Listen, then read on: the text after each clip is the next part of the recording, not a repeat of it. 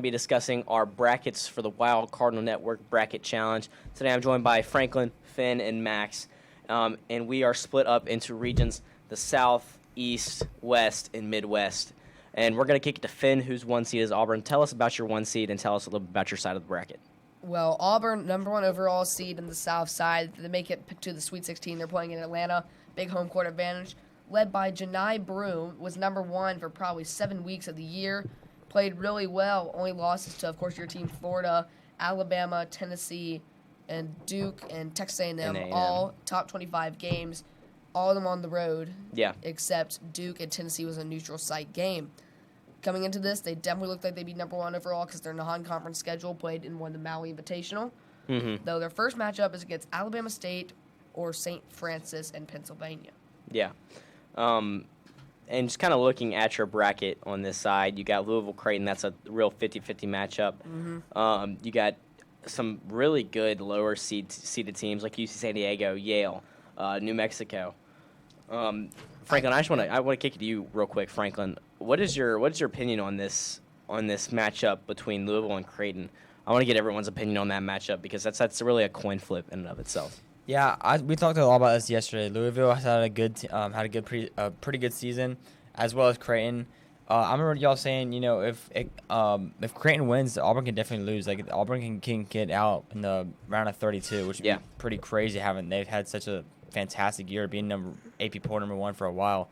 So, like I said, this will be a really good game for whoever, because I think everyone kind of knows Auburn's going to beat Alabama State. Yeah, and then whoever plays Auburn in the next round, Louisville or Creighton, is going to have a pretty good matchup. So I think both of these games are going to be pretty well played.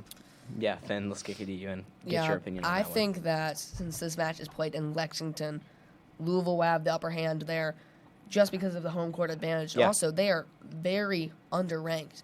This is easily a team that could be in the 6 seed like Ole Miss, maybe even the 5 seed like Michigan. I don't know how they got this low, but I do think that they will pull it out over Creighton just because of this. Yeah, they had a tremendous run in that ACC tournament.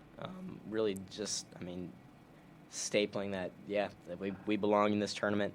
But, ultimately losing to Duke. And, Max, I want to get your opinion on that Louisville-Creighton game. What do you think is the outcome of that one? Yeah, give me Louisville on that one, I think. And then Alabama State, Auburn, obviously. Auburn. And then anybody watching March Madness, if you don't really know basketball, I'd say Auburn, Louisville, definitely the game to watch for sure. And then, Finn, just kind of taking one more look at your bracket, I want to get these 3 games from you. I want to get Michigan, UC San Diego. Yeah, that was the first one I was going to ask you about. What do you think about that one? UC San Diego, if they weren't on Auburn's side of the bracket, I'd have them possibly making the Elite Eight just because of how good they are. This 12-5 matchup, UC San Diego shoots, I think, really well from 3. They might be 35%. I think 36 almost. Yeah, 36%. They also shoot 50% of their shots from 3. This team will score fast. They will get out on you. In Michigan, I don't think they can combat that 5-out offense. Yeah. I think the same will happen if Texas A&M wins. They are not a three-point shooting team. Yeah, UC Texas San A&M Diego shooting get off to that 31% easy from lead. 3. Yale, I think they're the only team that can really put up a fight. That's not Auburn. I think UC San Diego can make a pretty good run in the tournament. Yeah, and then then A&M and Yale game is the next one I want to ask you guys about. With A&M shooting 31% from 3, it feels like Yale, looking kind of at the stats, Yale just outnumbers A&M in everything. They're 56.7 in their matchup analysis. A&M is only 40.3 as a 4 seed in the tournament. Yale shooting almost 40% from 3. That is a big, big upper hand to Texas A&M shooting almost 30, which is 10% more. So Franklin, I want to kick it to you here. What do you think about that Yale A&M game? Well, Texas A&M also being the SEC, they have easily. I think anyone in the entire college basketball, college football, really any sport can say that SEC is definitely the hardest conference. Yeah. So Texas A&M has played a super hard conference all year. I think they're going to get it done against Yale. Yeah, Max, I want to kick it to you about that one. What do you think? I agree with Franklin on that. Ivy League definitely is not any SEC schedule. And just looking at any of the basketball teams or football teams, whenever you look at the SEC schedules and the conference play that they load up with, even baseball, it's just insane sometimes. So I'm not surprised at all that 14 teams made it into the March Madness, and I think A&M's going to take care of business on that one. Yeah, absolutely. And then, Finn, the last game I want to ask you about is the Marquette and New Mexico game. That one's high on my list for games to watch. Yeah. just because of how good New Mexico has been in years past, but also especially these past 2 years. I'm real high on New Mexico. I have New Mexico beating Marquette in this I one. do too, yeah. Even though Marquette has had to play a tough Big East schedule with St. John's and Creighton and UConn. But when I look at New Mexico, I see a team that can get hot if you allow them to. Looking at this game, there's no glaring stat differences that we see. Marquette, there's pretty even 3-point shooting percentage, 32-34. This really is the definition of a coin flip. You don't really know what's going to happen here. New Mexico coming from the Mountain West, Marquette from the Big East. I think that this would go New Mexico's favor just because, I mean, they've been top 25 votes for a while. Don't know how they haven't made it in. I do think they got kind of snubbed with this 10 seed rating. I think they could have gone higher. Max, what's your take on Yeah, this? absolutely. Yeah, I would say about the same thing, honestly. Yeah, I'd have to agree. Frank, what do you think about that Marquette New Mexico game? Yeah, Marquette, New Mexico. Like I remember we talked about this a couple weeks ago. Marquette has been a team that we've kind of been watching. They were pretty high seeded earlier in the season. They've kind of been on a downfall. So really, it'll be interesting to see how they play against the Lobos. I mean, they cracked the top 5 at some point. Yeah, So I do have absolutely. one more game I actually wanted to talk about. It's San Diego State, North Carolina. Don't know how North Carolina got in. They're 1-12 quad 1. Though as San Diego State wins, I could see them making a pretty good run. That is, if Iowa State wins, I think they could beat Iowa State just because Iowa State lost Keyshawn Gilbert. Yeah. They don't have anybody running that low guard position. I think San Diego State can make a pretty solid run too, and I think Michigan State could easily take it against Bryant. Yeah, absolutely. I think I think it was just complete bias and complete, I guess, quote unquote corruption within. That should have been West Virginia. Yeah, absolutely. And I think the North Carolina AD being the head of the selection committee, if North Carolina would have had a little better quad 1 record, I would have been like, okay, yeah, that makes sense to put them in. But with a 1-12 quad 1 record and a terrible conference record and just a terrible record overall, it's kind of disappointing in my opinion to look at North Carolina and be like, oh, these guys have a chance to go play in March Madness. Now, if they win and beat San Diego State and they go on a little run, then I mean, hey, maybe that was maybe North Carolina and the selection committee saw something in North Carolina. So, Franklin, I want to kick it to you now with the west side of the bracket. Tell us a little bit about your 1 seed and some games that you have on your eye. Yeah, well, I am a Florida getter myself. Might be a little biased, but Florida's had a crazy season. Only losing, they're 9-1 the past 10 games, only losing to Tennessee. Yeah. The funny thing about Tennessee is that they played in the SEC tournament in the championship, did beat them after Tennessee beat Auburn in the semifinals. But Florida beat Tennessee at Tennessee, and Tennessee beat Florida at Florida. So it's kind of going back and forth. Both by like high points too. Yeah, both by like 10 to 20 points. So Florida's had a heck of a season, beating Auburn, beating Alabama by 20 in the semifinals of the SEC tournament, winning the SEC tournament. They've been on a roll lately. So they've done very well. So I think they're definitely going to get it done against Norfolk State. The game I really want to highlight is UConn, Oklahoma. UConn has had, winning the championship last year. They've kind of been on a downfall all season. I have their schedule pulled up. They beat Texas, they beat Gonzaga, and then let's see where else. Win. Yeah, I'm pretty sure they lost to Creighton. No, they beat Creighton, which y'all were talking about earlier. Beat Marquette. Yeah. They've Xavier. Yeah. Beat Xavier. They've had a pretty good season overall. It's just not as good as they were last year. And Oklahoma just having an all right season, SEC season.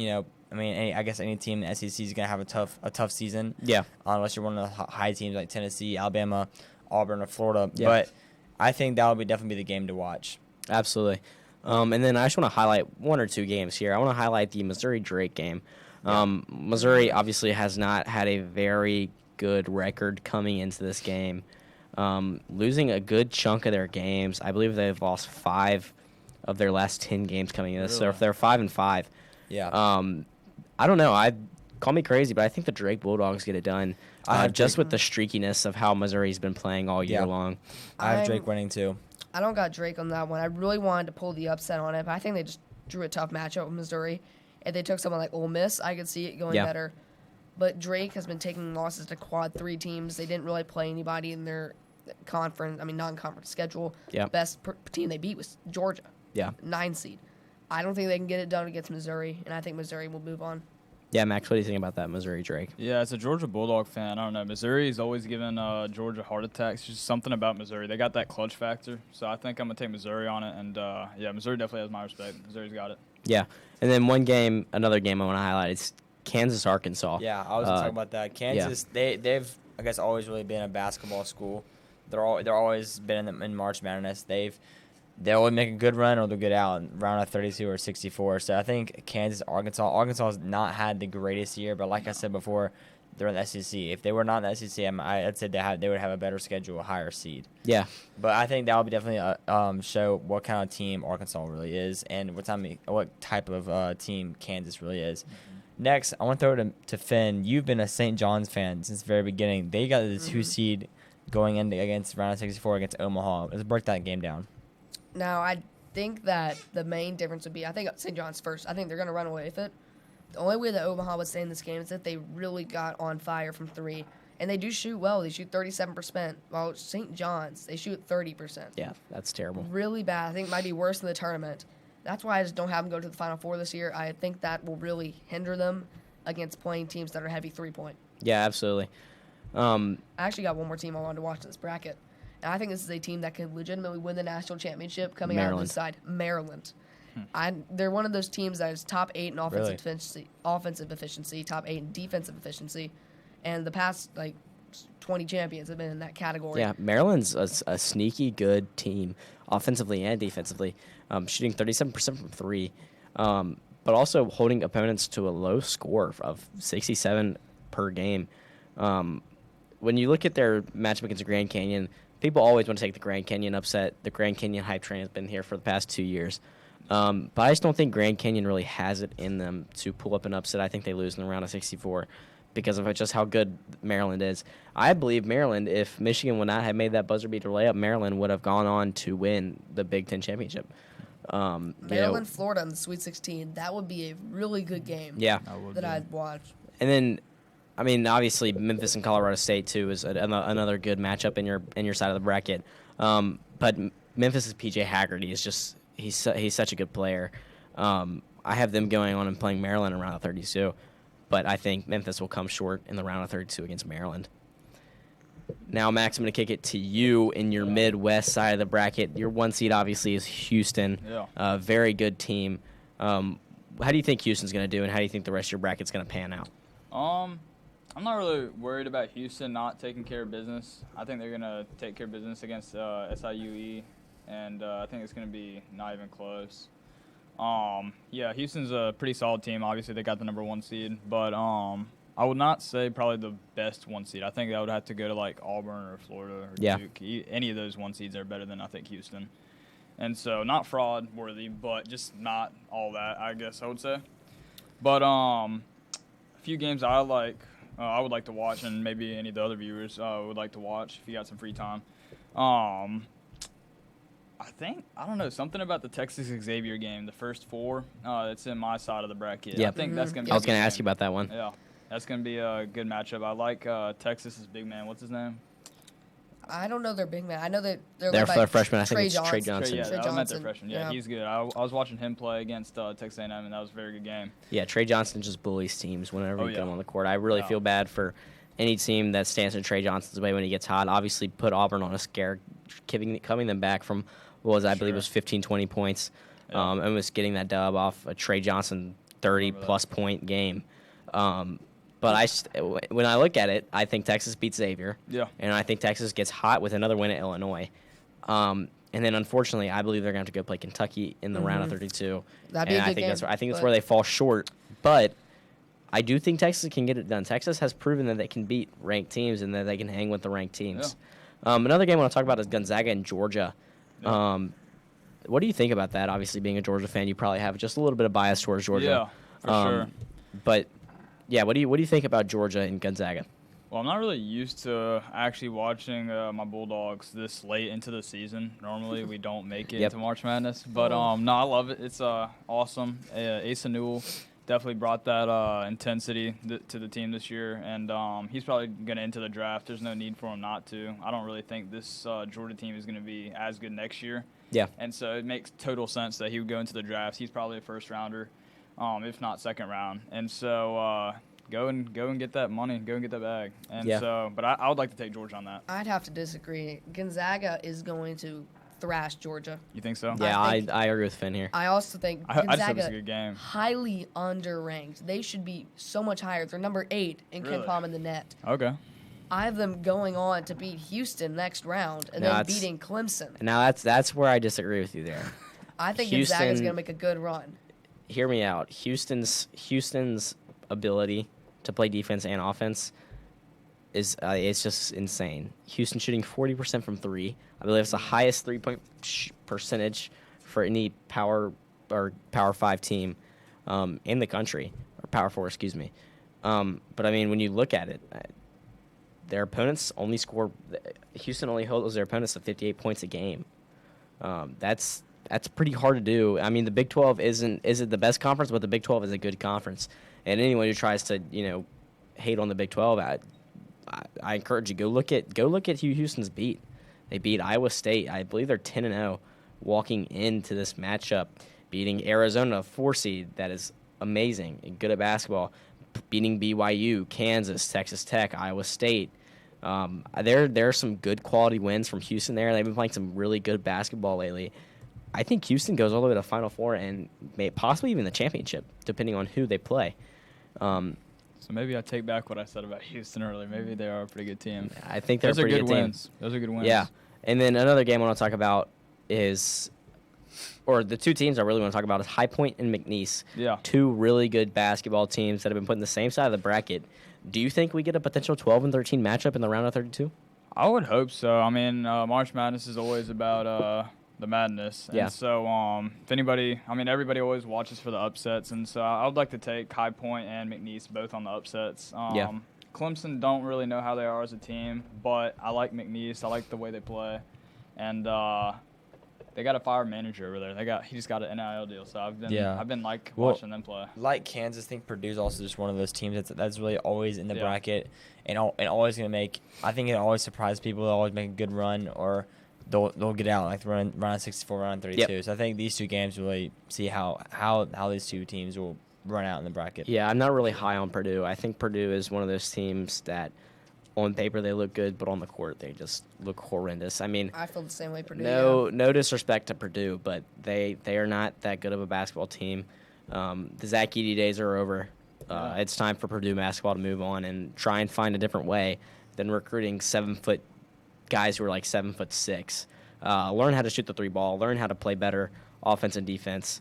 I mean, their 3-point shooting percentage is pretty good, but that's on paper. It's on paper again, and I think Purdue is just not one of those teams that'll really take the cake for me. I'd again have to go with High Point. High Point has been playing out of their minds recently. They have a good their conference isn't like great, but they have been killing everybody in their conference. Yeah. This is a team that's been getting top 25 votes since the beginning of the year, and I definitely think they will win this game. Yeah, I absolutely. don't think there's anything stopping them unless Purdue comes out just on fire like they were when they played Alabama. Yeah. Now I'm going to go to myself here. I'm going to go with the east side of the bracket. Obviously, my 1 seed is Duke. Everyone knows the story with Duke. Very good basketball team. Very young basketball team, though, with a lot of freshmen. Yeah, but, led by Cooper Flagg. Yeah, but those freshmen are key players. 38% from 3.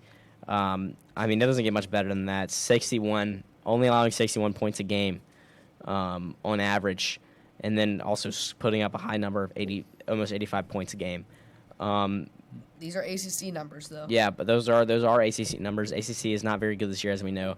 But Duke has proven to be one of those teams that can win non-conference games and beat some of the tougher teams that are ranked up there. One of the games I really want to talk about is Mississippi State and Baylor. I think that'll be a really interesting matchup. Two kind of, I guess, middle-of-the-road teams for their conference. Baylor started off highly ranked, now all the way to unranked. But honestly, I think it all comes down to can Mississippi State execute. They play some good basketball, but there's just certain spots where Baylor just beats them in stat wise.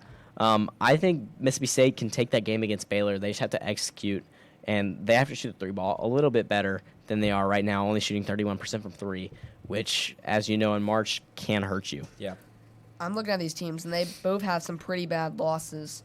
They're getting Mississippi State's getting blown out by Alabama, losing to Oklahoma, getting blown out by Florida, but then I see Baylor getting blown out by Houston, Arizona, and Colorado lost. That's really not good on Colorado. I would have to go Baylor here. I think that Mississippi State, if it's just the Josh Hubbard show for them. Yeah. And if Josh Hubbard's not on, then the whole team crumbles. Yeah, I agree. And then another upset I have picked is in the BYU VCU game. I have VCU beating BYU. Same, yep. Even though BYU is a very stout three-point shooting percentage team with 38%. Honestly, I think it comes to, VCU holding opponents to only 60 points a game. This is going to be a really good game. That's incredible. I mean, yes, VCU doesn't play in the best conference, but, I mean, they did beat a really good George Mason team twice, actually, in the past month. So I think VCU is one of those teams that could make a scary run, but it's just a run that's not likely to happen. What conference does VCU play for? Atlantic 10. Yeah. Atlantic 10. And then another game I want to highlight is St. Mary's Vanderbilt. Going to be one of those overlooked games. Vanderbilt and St. Mary's. St. Mary's being a very, very good team. I believe they finished second in, the WAC conference. But Vanderbilt's also one of those middle-of-the-road SEC teams. 20-12, not a bad record at all. But when you look at it, the three-point shooting is just not there for either team. The opponent points is definitely there for St. Mary's, only holding their opponents to 60 points a game. But I think that game comes down to who can execute better, just like in the Mississippi State Baylor game. But yeah, and then another upset I picked is Liberty and Oregon. I think the Liberty Flames get it done. Really? I don't know what you guys think, but Liberty's shooting 40% Liberty. from three. I got Liberty winning that game too. Yeah, and then playing also a really good Kennesaw State team for that conference title. I believe or Jacksonville State. I think Liberty can get it done against Oregon. Oregon is a very good team, only losing 2 out of their last 10 games. Yeah. And Liberty only losing 1. And then close game against Bama earlier in the year, right? Yeah, they beat Bama. Oh, they beat them. Yeah. I got Oregon on that. But I feel like Oregon's been just really streaky throughout the whole entire season. It's true. I had Oregon on this. I'm trying to switch back to Liberty, but I don't think I can bring myself to do it. Yep. I think Oregon is one of those teams that could beat Duke. I feel like Duke's lack of conference schedule will get them they'll either make it to the Final Four because of their side of the bracket's not really that stacked, or they will get eliminated in the Sweet 16. Yeah, absolutely. I think that once they play their first ranked team, it'll be such a shock that they won't be able to really do anything, and that freshman team will crumble. Yeah. Any more closing remarks from any of you? Any more? I want to go back on that Vanderbilt game. I think I would like to take Vanderbilt on that. I love, I don't know, something about the underdog and then always Vanderbilt. Their program's coming around in pretty much almost, I wouldn't say every category of sport, but I mean, upset against Bama this year. They upsetted a few more football teams. Baseball's coming around this year, and I think they're doing pretty good. And so good for Vanderbilt to be March Madness and be one of those 14 SEC teams. So yeah, Vanderbilt with a very good guard, A.J. Hoggard. And also Jason Edwards. I've also been playing very good this year. Jason Edwards averaging 17 a game. But I think at the end of the day, it's all St. Mary's in the WCC conference, finishing 17-1 in conference play. Only lost to Gonzaga. We'll see. It's March Madness for a reason. So. Yeah. We'll one of my brackets, I got St. Mary's actually upsetting Alabama. Really? And then making it all the way to the Final Four as a 7 seed. I don't think that's ridiculous. I think it impossible. just comes down to three-point shooting. Who shoots the three ball better in that Alabama and St. Mary's game, which obviously we know is Alabama. And now, final for all you guys. Who y'all think is going to bring it all home? Who you think is going to win the big dance? I'm a little bit skeptical on this one. I'm in between Auburn and Houston. Just strictly off bias, I think Auburn will win. But based off how Houston has been playing since Auburn has played them in one of the earlier games of the season, I think Houston really could make a run and it could have a really good shot at winning the championship.